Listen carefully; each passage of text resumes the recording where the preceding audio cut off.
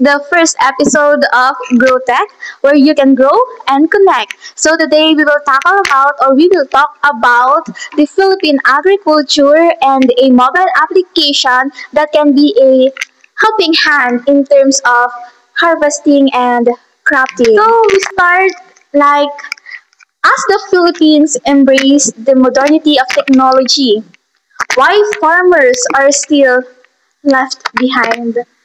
Why are they still left behind, right? Yes, Uh, do you have any answer why our farmers are still left behind? meron. Ito Oh. yung climate change. Mm. Dahil Climate dito, change. nagtutuyo yung mga um, plants or pananim. Kaya naapektuhan rin yung mga farmers dahil dito.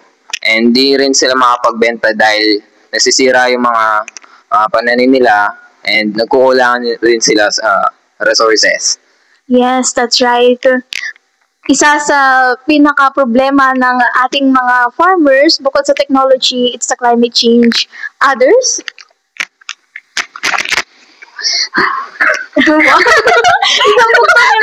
Alright! Alright! For me, dahil sa poor internet connection, isa din yun sa mga problema kasi nahihirapan silang makipag-connect sa ibang farmers or professionals.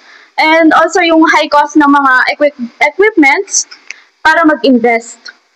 Yeah, that's right. High cost of equipments, poor internet connection, especially in rural areas, right? Do you have answer? Yes. So, as sinabi ni Ashley, yung high cost ng mga equipment. Since yung mga farmers natin ay mga small lang sila, hindi sila yung big time katulad sa mga ibang bansa, hindi nila afford yung mga high-tech na equipments, hanggang sa rent lang sila. Kaya isa rin yun sa mga sabak, sa gabal sa natin, sa farming industry. Yeah, that's right.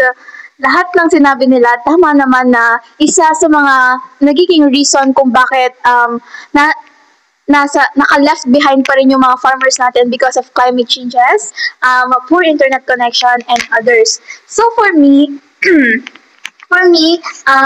we live in a society where farmers are often overlooked and being the backbone of our society. What do you mean by backbone? Sila yung nag-work, nagtatrabaho para punan or mag-provide ng mga basic needs natin like the food we eat in our everyday living. Pero sila yung naiiwan, lalo na ng government natin. Diba? Yes. Yes. Diba? As looking back with the issues or struggles that our farmers face, we introduce to you the Growern, an AI-based plant tracker and renting equipment application that aims to help our farmers in their technological needs, such as predictable weather, plant tracker through calendar, and renting equipment such as tractors, rice harvester, sugarcane harvester, corn harvester that they needed in terms of harvesting.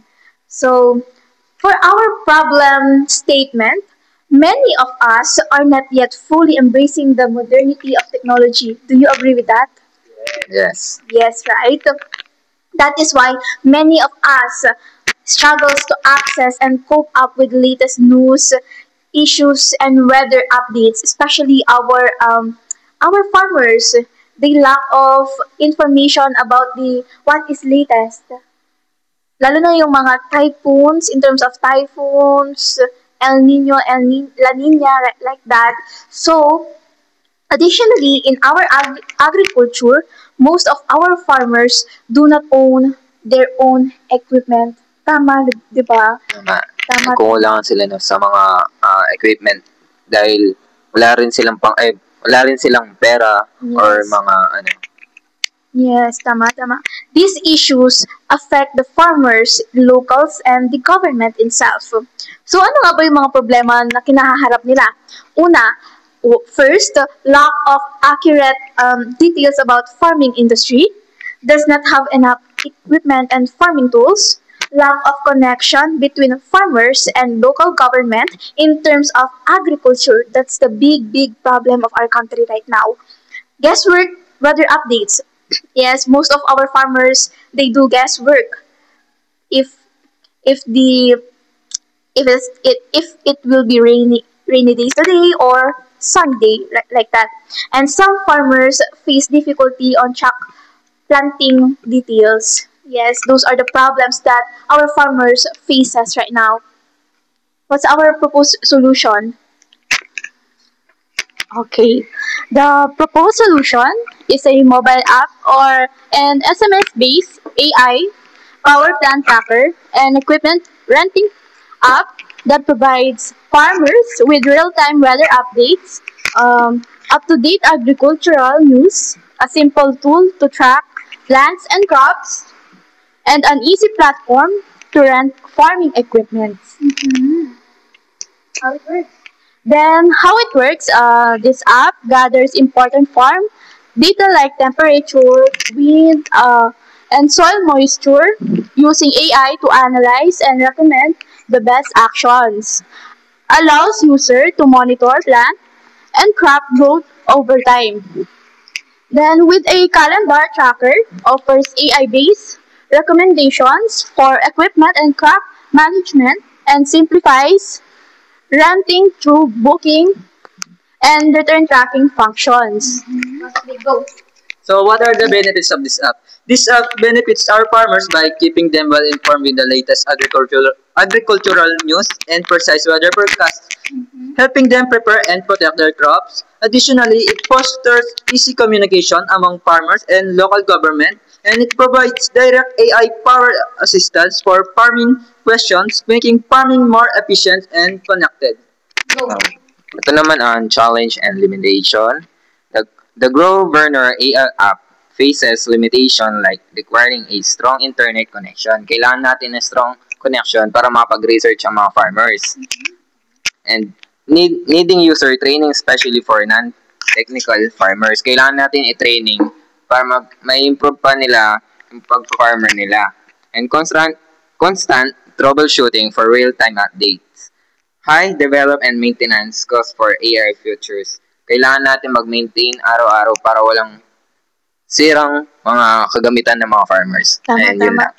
Yes, those are the problem statement, proposed solution, how it works, and benefits and the challenges and limitations of the application we are making. So, for our outro, ano natin yung outro? listening.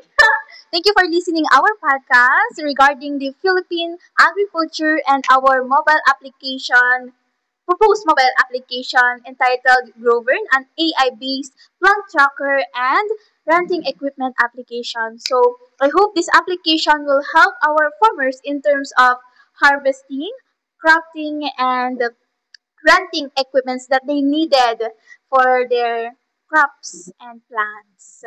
So don't forget to follow, stay tuned for the next episodes, and see you Soon! soon!